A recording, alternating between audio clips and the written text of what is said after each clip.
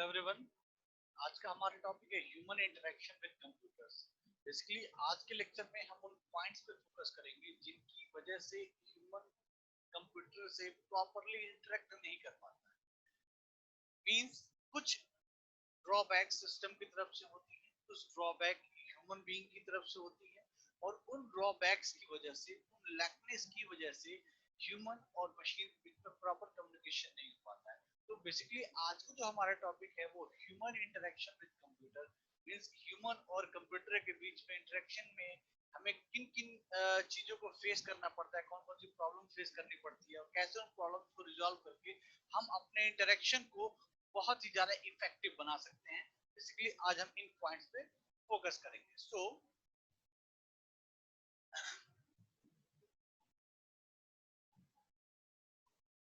Basically जब भी हम इंटरेक्शन की बात करते हैं तो कम्युनिकेशन बोथ साइड होना बहुत जरूरी है। मीन सिस्टम के साइड से भी प्रॉपर कम्युनिकेशन होना चाहिए, ह्यूमन बीइंग की तरफ से भी प्रॉपर कम्युनिकेशन होना चाहिए। इसीलिए अगर आप यहाँ देखें, कहा गया understanding how people interact with computer, characteristics of computer system and past and present that have caused and are causing people problem। means हमें सिस्टम के कैरेक्टरिस्टिक्स को समझना बहुत जरूरी है, साथ ही साथ ह्यूमन बीइंग क्या प्रॉब्लम फेस कर रहा है या क्या प्रॉब्लम उसने पास्ट में फेस किया, ठीक है, उस तरह की प्रॉब्लम वो फ्यूचर में न फेस करे। इसलिए हम इस कम्युनिकेशन को प्रॉपर, उस इंटरेक्शन को प्रॉपर स्टेबलाइज करने के लिए हम सिस्टम से रिलेटेड जो भी प्रॉब्लम है उसे भी रिजॉल्व करेंगे, as well as human being की तरफ से जो भी प्रॉब्लम है उसे भी रिजॉल्व करेंगे। सो we will then look at effect these problems have। first problem is why people have trouble with computers। ऐसी क्या प्रॉब्लम है जिसकी वजह से जो ह्यूमन बीइंग है सिस्टम से इंटरेक्ट करने में प्रॉब्लम फेस करते हैं। तो बहुत सारे इश्यूज हैं जिसकी वजह से एक यूजर सिस्टम से प्रॉपरली इंटरेक्ट नहीं कर पाता है। उस उस पॉइंट पे अगर फोकस करें, जैसे कि हो सकता है जो लैंग्वेज हम यूज कर रहे हैं अपने इंटरफेस तो वो इतनी कॉम्प्लेक्स लैंग्वेज हो इंग्लिश की जो यूजर समझ ना पा रहा हो, या जो डिजाइनिंग हम अपने इंटरफेस में यूज कर रहे हैं वो डिजाइन इतना इजी ना हो कि यूजर उससे इजीली इंफॉर्मेशन को एक्सट्रैक्ट कर पाए। इसलिए अगर यहाँ देखिए कि why people have trouble with computers, human being जो है सिस्टम के साथ कौन कौन सी प्रॉब्लम फेस करता है, उन प्रॉब्लम्स पे यहाँ फोकस किया गया। जैसे पहला पॉइंट हमारा extensive technical knowledge but little behavioral training with its extensive graphical capabilities। जैसे जो जो भी यूजर है, हर यूजर टेक्निकली स्ट्रांग हो या हर यूजर सिस्टम के कैरेक्टरिस्टिक्स के साथ बिल्कुल अवेयर हो, ये जरूरी नहीं है, ठीक है। तो ये भी एक बहुत बड़ी प्रॉब्लम आती है सिस्टम को यूज करने के दौरान। जब एक यूजर सिस्टम को यूज करता है क्योंकि वो टेक्निकली इतना स्ट्रांग नहीं होता है, उस सिस्टम से इतना अवेयर नहीं होता है, वो उसके ग्राफिकल कंटेंट्स उतना अवेयर नहीं होता है, जिसकी वजह से उसको प्रॉब्लम फेस करनी पड़ती है। Second one is poorly designed interface that makes the system difficult to use in the eyes of its user। Means आपने देखा होगा कुछ इंटरफेस ऐसे होते हैं जिनको एक बार देखते ही समझ में आ जाता है करना क्या है, और कुछ इंटरफेस ऐसे होते हैं जिनको देख के दिमाग खपाना पड़ता है फिर भी नहीं समझ में आता है इसमें करना क्या है, मतलब इस इंटरफेस को कैसे यूज करना है। तो कहीं ना कहीं इंटरफेस की डिजाइनिंग भी बहुत इंपॉर्टेंट रोल प्ले करती है इंटरेक्शन को प्रॉपर स्टेबलाइज करने के लिए। अगर इंटरफेस का डिजाइन प्रॉपर नहीं है तो जो यूजर है उसको प्रॉब्लम फेस करनी पड़ेगी। Third one is use of jargon, means जो हम लैंग्वेज इसको यूज कर रहे हैं, जो वर्ड, कभी कभी आपने देखा होगा किसी इजी वर्ड के लिए हम इतने कॉम्प्लेक्स वर्ड यूज कर लेते हैं कि वो यूजर समझ ही नहीं पाता, ठीक है। किसी बात को एक्सप्रेस करने के लिए सिंपल वर्ड यूज करने के बजाय, सिंपल सेंटेंस यूज करने के बजाय हम इतने कॉम्प्लेक्स वर्ड, इतने कॉम्प्लेक्स स्टेटमेंट्स यूज कर लेते हैं, यूजर उन स्टेटमेंट्स को, उन वर्ड्स को समझ ही नहीं पाता है। तो कहीं ना कहीं हमें अपने वर्डिंग्स पे, अपनी लैंग्वेज पे बहुत ध्यान देना होता है जब भी हम इंटरफेस पे वर्क करते हैं, या यू कहें कि ह्यूमन बीइंग और कंप्यूटर के बीच जब इंटरेक्शन होता है तो उस इंटरेक्शन, वो इंटरेक्शन प्रॉपर तब होगा जब जो लैंग्वेज यूज हो रही है वो लैंग्वेज बिल्कुल इजी हो, जिसको यूजर आसानी से समझ सके। not obvious design proper ना हो, find distinctions, disparity in problem solving strategies and error preventing strategies, design inconsistency, means ये कुछ पॉइंट्स हैं जिन पॉइंट की वजह से यूजर सिस्टम को यूज करने में प्रॉब्लम फेस करता है। मींस हमारे पास वो सेट ऑफ प्रॉब्लम्स हैं जिसकी वजह से यूजर जो है सिस्टम को प्रॉपरली यूज नहीं कर पाता। तो अगर इन पॉइंट्स पे अगर काम करें तो यूजर शायद सिस्टम से इजीली इंटरेक्ट कर पाए। ठीक है, अब ये तो था five people have trouble with computers, वो बेसिक पॉइंट जिसकी वजह से हर एक यूजर प्रॉब्लम फेस करता है। ठीक है, अब कुछ जनरल प्रॉब्लम्स होंगी जिसकी वजह से ह्यूमन और कंप्यूटर के बीच प्रॉपर इंटरेक्शन स्टेबलाइज नहीं हो पाता है। ये पॉइंट बेटा बहुत इंपॉर्टेंट है, जो पॉइंट मैं पढ़ा रहा हूँ आपको, ह्यूमन इंटरेक्शन विद कंप्यूटर, ये हर साल सेमेस्टर में पूछा जाता है। जो सेकंड पॉइंट है वो साइकोलॉजिकल प्रॉब्लम से रिलेटेड है। साइकोलॉजिकल प्रॉब्लम से रिलेटेड का मतलब ये है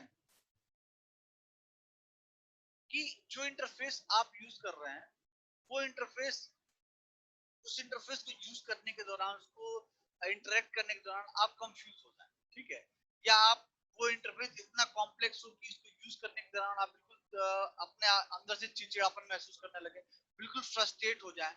तो कुछ ऐसे साइकोलॉजिकल एस्पेक्ट्स हैं जिसकी वजह से ह्यूमन बीइंग यानी जो यूजर है वो सिस्टम से प्रॉपर्ली इंटरेक्ट या कम्युनिकेट करना नहीं चाहता। तो साइकोलॉजिकल इफेक्ट की अगर बात करें तो typically psychological response to poor design are, first one is confusion, meaningful patterns are difficult to ascertain and the conceptual model or underlying framework cannot be understood or stabilized.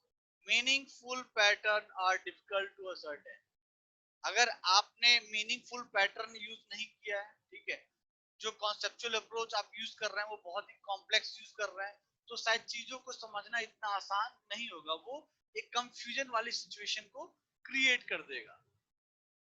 Next one is annoying, annoyance, inconsistencies in design, slow computer reaction time, difficulties in quickly finding information, outdated information, and visual screen distraction are a few of the many things that may annoy users. जैसा कि design जो है proper ना बनाया गया हो, उससे भी क्या है यूजर को प्रॉब्लम फेस करनी पड़ती है, जिसकी वजह से वो जो इंटरफेस है उससे इंटरेक्ट करना नहीं चाहता या सिस्टम को यूज करना नहीं चाहता है।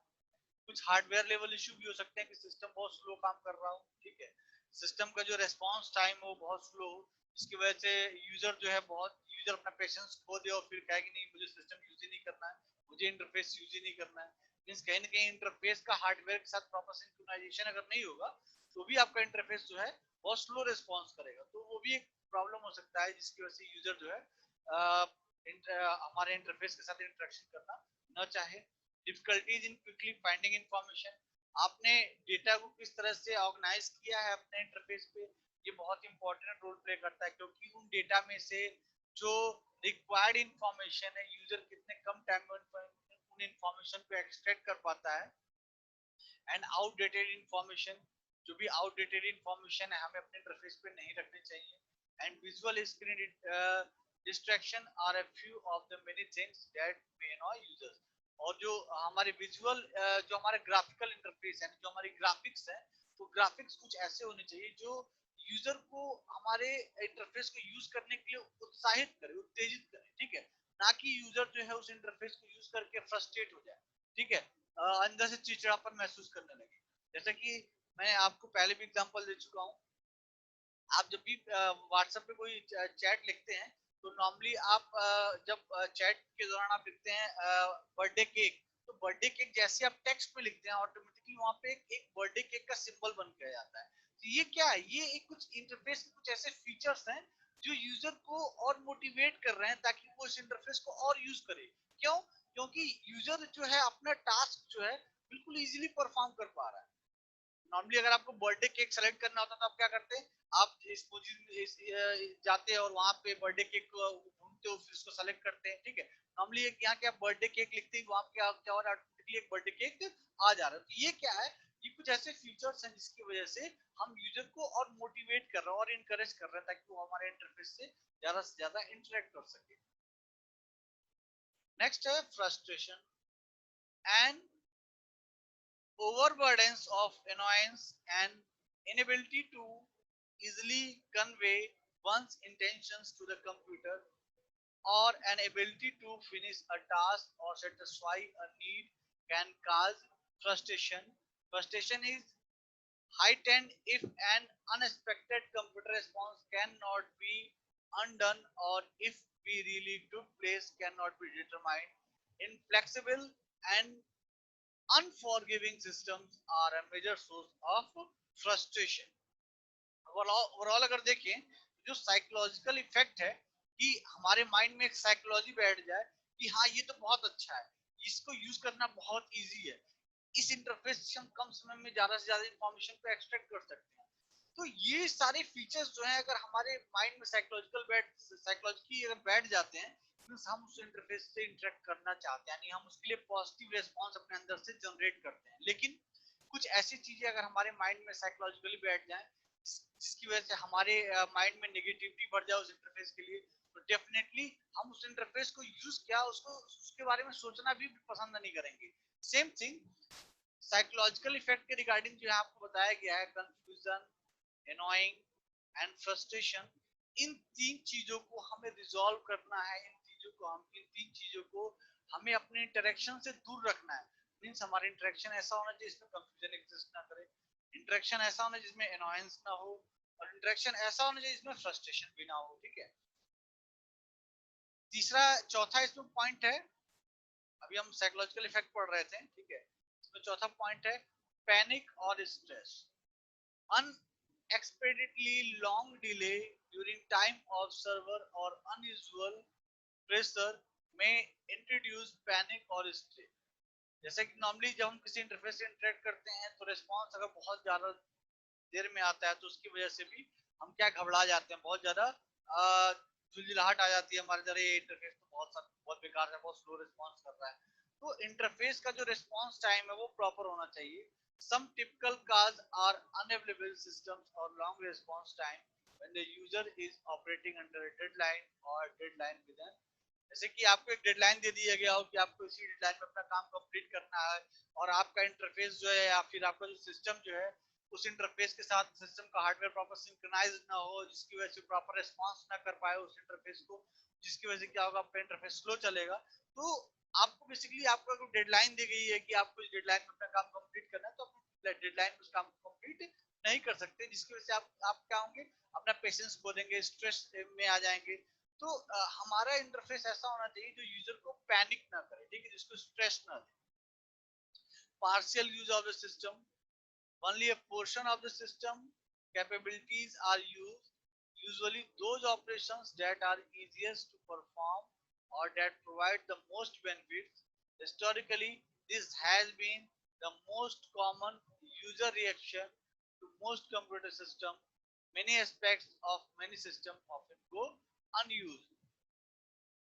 नॉर्मली अगर देखा जाए सिस्टम, हम बेसिकली यहाँ उन एस्पेक्ट्स की बात कर रहे हैं जो साइकोलॉजिकली हमारे दिमाग में नहीं आनी चाहिए। कंफ्यूजन हो गया, एनॉयंस हो गया, फ्रस्ट्रेशन हो गया, पैनिक हो गया। Partial use of the system means only a portion of the system capabilities और यूज्ड। अगर हम किसी इंटरफेस की बात करें तो उस इंटरफेस में किसी स्पेसिफिक पोर्शंस को या किसी स्पेसिफिक मॉड्यूल्स को हम सबसे ज्यादा यूज करते हैं, ठीक है। Usually those operations that are easiest to perform और दैट प्रोवाइड मोस्ट बेनिफिट्स, यानी उन स्पेसिफिक मॉड्यूल्स को या उन स्पेसिफिक ऑप्शंस को हम सबसे ज्यादा यूज करते हैं जो हमारे यूज के हैं, साथ ही साथ जिनसे इंटरेक्ट करना बहुत आसान है या जिनको आप आसानी से समझ पा रहे हैं। और रिमेनिंग जो ऑप्शंस हैं जो जिनको यूज करना बहुत टफ है या जिनको यूज करने के दौरान आपको बहुत प्रॉब्लम फेस करनी पड़ती है, तो आप ऐसे ऑप्शंस को आप यूज भी नहीं करते अपने इंटरफेस में। वही यहाँ कह रहे हैं partial use of the system. आपका जो इंटरफेस होना चाहिए वो ऐसा होना चाहिए कि बिल्कुल यूनिफॉर्मिटी हो, हर एक ऑप्शन बिल्कुल इजी हो, उससे इंफॉर्मेशन हम इजीली एक्सट्रैक्ट कर सकें, उसको आसानी से यूज कर सकें, हमें कोई प्रॉब्लम ना फेस करनी पड़े, ठीक है। थर्ड वन है हमारा modification of the task. Modification of the task में अगर देखें, जैसे कि बेसिकली हम जो टॉपिक पढ़ रहे हैं वो ह्यूमन इंटरेक्शन विद कंप्यूटर्स, ठीक है। तो ह्यूमन और कंप्यूटर के बीच में इंटरेक्शन प्रॉपर्ली हो, तो इंटरेक्शन प्रॉपर्ली करने के लिए हमें नेगेटिविटी को रिमूव करना है, तभी इंटरेक्शन प्रॉपर हो पाएगा। उस नेगेटिविटी को रिमूव करने के लिए हमने सबसे पहला पॉइंट क्या किया, सबसे फर्स्ट पॉइंट क्या एक्सप्लोर किया, हमने ये जाना कि ह्यूमन बीइंग को प्रॉब्लम कहाँ कहाँ फेस करनी पड़ती है, उसको रिमूव कर दिया, ठीक। अब वो सारी प्रॉब्लम रिमूव हो गई। अब जो साइकोलॉजिकल एस्पेक्ट्स थे जो हमारे इंटरफेस के रिगार्डिंग ह्यूमन के ब्रेन में बैठ जाते हैं, कंफ्यूज हो जाता है यूजर, या एनोयंस फील करने लगता है, या फ्रस्ट्रेशन हो जाती है उसे, ठीक है, पैनिक हो जाता है इंटरफेस को लेके। हमारा इंटरफेस में कुछ पोर्शंस ऐसे हैं जो कि इजी टू यूज हैं, और कुछ पोर्शंस ऐसे हैं जो बहुत हार्ड है यूज करने में। तो हमें अपने इंटरफेस को इस तरह से बनाना है कि हमारे इंटरफेस का हर एक पोर्शन बिल्कुल इजी हो। तो हम क्या कर रहे हैं सेकंड वाले पोर्शन में, जितनी निगेटिविटी है हमारे इंटरफेस के रिगार्डिंग, उस नेगेटिविटी को हम रिमूव कर रहे हैं ताकि ह्यूमन ब्रेन में जो साइकोलॉजिकल इफेक्ट बैठे वो पॉजिटिव बैठे हमारे इंटरफेस के रिगार्डिंग। थर्ड है modification of the task. The task is change to match the capabilities of the system. अगर हमें लगता है कि हमें कुछ चेंजेस करने की जरूरत है तो डेफिनेटली हमें चेंजेस करने चाहिए, ताकि हम अपने इंटरफेस को इस तरह से बना सके ताकि ह्यूमन बीइंग और सिस्टम में प्रॉपर सिंक्रोनाइजेशन हो सके, प्रॉपर अंडरस्टैंडिंग हो सके। तो जो भी रिक्वायरमेंट्स है, जो भी चेंजेस की रिक्वायरमेंट है, जो भी मॉडिफिकेशंस होने हैं, हम उन मॉडिफिकेशंस को हमें परफॉर्म करके जो भी प्रॉब्लम्स है उसको रिजॉल्व करना चाहिए। नेक्स्ट है important human characteristics in design. तो जो ह्यूमन की बेसिक कैरेक्टरिस्टिक्स, सिस्टम की भी अपनी कुछ कैरेक्टरिस्टिक्स होती है, ह्यूमन की भी कुछ कैरेक्टरिस्टिक्स होती है। आपको यूनिट फर्स्ट की स्टार्टिंग में बताया गया था कि ह्यूमन और कंप्यूटर के बीच में प्रॉपर कम्युनिकेशन स्टेबलाइज करने के लिए, प्रॉपर इंटरेक्शन स्टेबलाइज करने के लिए हमें उन दोनों के कैरेक्टरिस्टिक्स, उनकी वर्किंग प्रॉपर्टीज को समझना बहुत जरूरी है। सेम ईयर यहाँ पे हम पढ़ने जा रहे हैं important human characteristics in design. Human की वो कौन कौन सी कैरेक्टरिस्टिक्स हैं जिनको हम यूज करते हैं अपनी डिजाइनिंग में। सेम नेक्स्ट, तो जो ह्यूमन की बेसिक कैरेक्टरिस्टिक्स है जिनको हम यूज करते हैं डिजाइनिंग में, बेसिकली हम उन कैरेक्टरिस्टिक्स को अपने डिजाइन में इसलिए यूज कर रहे हैं ताकि ये जो साइकोलॉजिकल इफेक्ट वाला प्रॉब्लम है कि ह्यूमन यूजर कंफ्यूज हो जा रहा है, अनोयंस फील करने लग रहा है, फ्रस्ट्रेट हो जा रहा है, पैनिक हो जा रहा है, ये सारी प्रॉब्लम्स ना आने पाए। साथ ही साथ यूजर कुछ ये सर्टेन प्रॉब्लम्स जो आपको यहाँ दी हुई है, यूजर इन सर्टेन प्रॉब्लम्स को फेस ना करे, in certain problems user face ना करे, इसीलिए हम डिजाइनिंग के टाइम में क्या कर रहे हैं, हम कुछ ह्यूमन के इंपॉर्टेंट कैरेक्टरिस्टिक्स हमको अपने डिजाइन में इंक्लूड कर रहे हैं। वो कौन कौन सी कैरेक्टरिस्टिक्स हैं?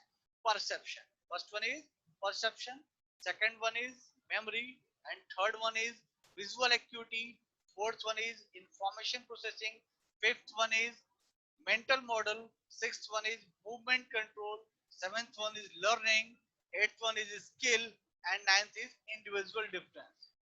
जैसे कि अगर आप समझें, ह्यूमन कैरेक्टरिस्टिक्स को हमें अपने इंटरफेस में इंक्लूड करना है, मींस जो ह्यूमन का कैरेक्टरिस्टिक्स है उसके लॉजिकल पोर्शंस को मुझे अपने डिजाइन में इंक्लूड करना है। तो ह्यूमन का जो परसेप्शन रहे हमारे डिजाइन को देखते हुए कैसा हो, पॉजिटिव। जो मेमोरी कंसर्न है ह्यूमन का, यानी ह्यूमन का ब्रेन इजीली इसको समझ सके। जो विजुअल एक्यूटी ह्यूमन की, उससे क्या हो, ह्यूमन अपने विजुअल सेंसर से जो जब भी किसी इंफॉर्मेशन, किसी डेटा को देखे उससे इंफॉर्मेशन इजीली एक्सट्रैक्ट कर सके, इंफॉर्मेशन प्रोसेसिंग फास्ट हो, मेंटल मॉडल्स इजीली उसमें से उसका जो मेंटल मॉडल है वो क्या हो, इजीली उसमें इंफॉर्मेशन को एक्सट्रैक्ट कर सके, मूवमेंट कंट्रोल हो, लर्निंग हो, स्किल्स हो। तो ये जो सारी की सारी चीजें है जो कि ह्यूमन कैरेक्टरिस्टिक्स है, तो इस ह्यूमन कैरेक्टरिस्टिक्स को लॉजिकली क्या करना है, हमें अपने डिजाइन में इंक्लूड करना है। मींस हमें अपने डिजाइन को इस तरह से करना है कि जो भी निगेटिविटी है ह्यूमन के लिए, ह्यूमन से रिलेटेड, लाइक साइकोलॉजिकल इफेक्ट या फिर अदर कोई प्रॉब्लम जो ह्यूमन बीइंग फेस करता है इंटरफेस से इंटरेक्ट करने के दौरान, हमें उन सभी चीजों को रिजॉल्व करना है।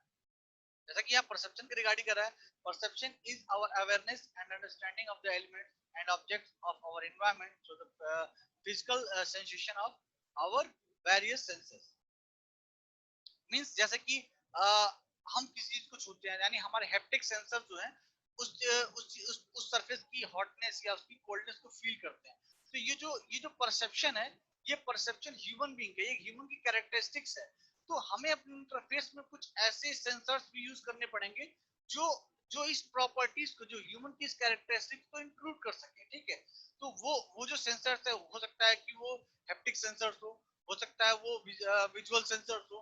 तो हमें डिफरेंट डिफरेंट सेंसर्स को यूज करके तो ह्यूमन की कुछ कैरेक्टरिस्टिक्स को अपने इंटरफेस में इंक्लूड करना होगा, ठीक है। तो सर्टेन पॉइंट्स हैं।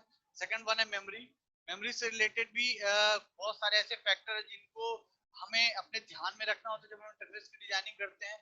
Like short term memory, long term memory, जैसा कि आपको प्रीवियस लेक्चर्स में मेमोरी की रिगार्डिंग बताया गया, ह्यूमन मेमोरी की रिगार्डिंग बताया गया है।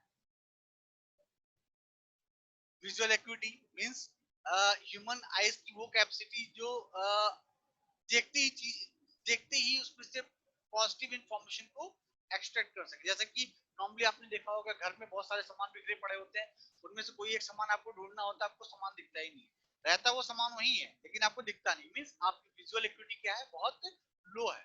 तो ह्यूमन बीइंग की ये एक प्रॉपर्टी होती है कि उसमें एक विजुअल एक्यूटी होती है, ठीक है। अगर वो हाई है मींस वो इंफॉर्मेशंस को कम समय में एक्सट्रैक्ट कर सकता है आपके इंटरफेस से। तो हमें अपने इंटरफेस को इस तरह से डिजाइन करना है कि ह्यूमन की जो विजुअल एक्टिविटी है वो इंक्रीज हो जाए।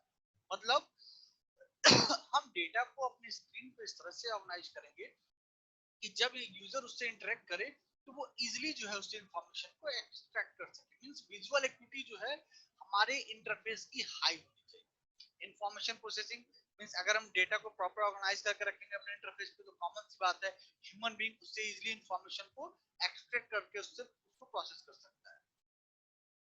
मेंटल मॉडल, ठीक है, मूवमेंट कंट्रोल, ये सारी की सारी वो बेसिक एस्पेक्ट्स है जिनको हमें अपने माइंड में रखना होता है जब भी हम किसी भी इंटरफेस को डिजाइन करते हैं। यानी हमें ह्यूमन के कैरेक्टरिस्टिक्स को अपने इंटरफेस में लॉजिकली उतारना होता है। तो जैसे हम मूवमेंट कंट्रोल की अगर बात करते हैं, देखिए अगर particularly important in screen designing is fits law.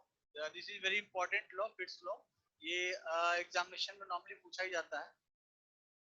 This law states that the time to acquire a target is a function of the distance to the side of the target. The time to acquire a target means आपको अपने गोल को अगर achieve करना है, आपको किसी target पे पहुंचना है, तो उस गोल पे, उस टारगेट पे पहुंचने का जो टाइम है वो डिपेंड करता है टारगेट कितना बड़ा है और डिस्टेंस कितना ज्यादा है।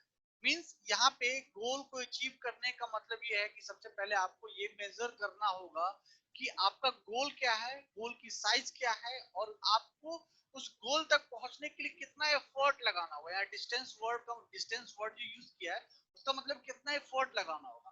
तो उसके रिगार्डिंग आप अपने मूवमेंट को कंट्रोल कर सकते हैं। मूवमेंट कंट्रोल में आपके फिजिकल मूवमेंट भी आ सकते हैं, लॉजिकल मूवमेंट्स भी आ सकते हैं। तो ये कुछ सर्टेन पॉइंट्स है जिनको हमें ध्यान में रखना होता है इंटरफेस के डिजाइनिंग के टाइम में, ठीक है। लर्निंग की बात करें तो जब भी हम इंटरफेस की डिजाइनिंग करते हैं समय के हिसाब से चीजें बदल रही है, यानी हमें नई नई चीजों को सीखते जाना है ताकि जो न्यू डिमांड आई उस न्यू डिमांड को हम अपने इंटरफेस के थ्रू फुलफिल कर सके। skills, the goal of human performance is to perform skillful.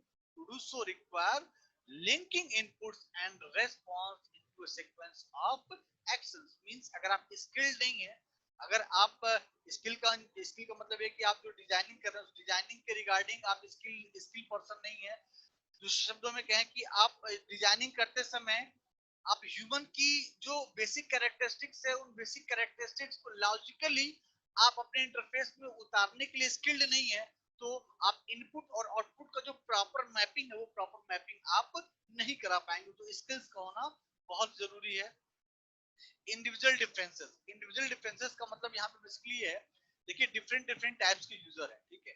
Her user को ध्यान में रखते हुए हर एक यूजर की रिक्वायरमेंट को हम फुलफिल कर दें, ऐसा इंटरफेस बनाए, it's a very tough task, ठीक है। तो हम बेसिकली क्या करते हैं, हम कुछ जनरल यूजर्स को माइंड में रखते हुए, जैसे कि सपोज करिए दो तरह के यूजर हमारे इंटरफेस को यूज करने के लिए, जो हमारे इंटरफेस से बिल्कुल अवेयर हैं और दूसरा वो जो हमारे इंटरफेस से बिल्कुल अवेयर नहीं है। तो हम अपने इंटरफेस को बनाते समय एक ऐसे इंडिविजुअल डिफरेंसेस को माइंड में लेके चलेंगे कि एक जनरल पीपल है जो हमारे जो बिल्कुल भी सिस्टम से अवेयर नहीं है, उस पर्सन को अगर हमारे इंटरफेस से इंटरेक्शन करना, सिस्टम को यूज करना हो, तो वो हम अपने इंटरफेस को किस तरह से डिजाइन करें कि वो इजीली उससे इंटरेक्ट कर सके। तो कहने का मतलब ये है कि हम अपने इंटरफेस को जब भी डिजाइन करते हैं तो एक जनरल यूजर को लेके चलते हैं। हम किसी एक एक्सपर्ट पर्सन को माइंड में रख के नहीं अपने इंटरफेस को डिजाइन करते हैं, जनरल यूजर को माइंड में रख के इंटरफेस को डिजाइन करते हैं ताकि हर एक पर्सन हमारे इंटरफेस से इजीली इंटरेक्ट कर सके।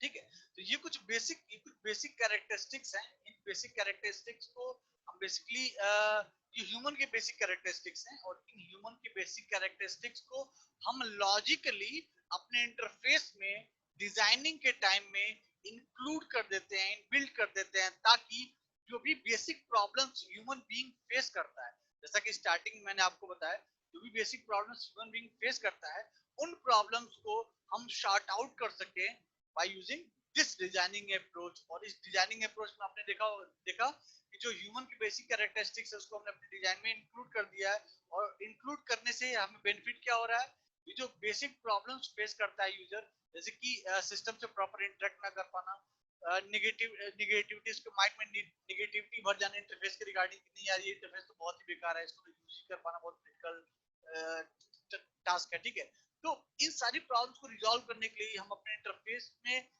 डिजाइनिंग इस तरह से करते हैं कि ह्यूमन की जो बेसिक कैरेक्टरिस्टिक्स हैं वो सारी की सारी कैरेक्टरिस्टिक्स जो है लॉजिकली इसमें इंक्लूड हो जाए। होप सो आपको क्लियर होगा लेक्चर।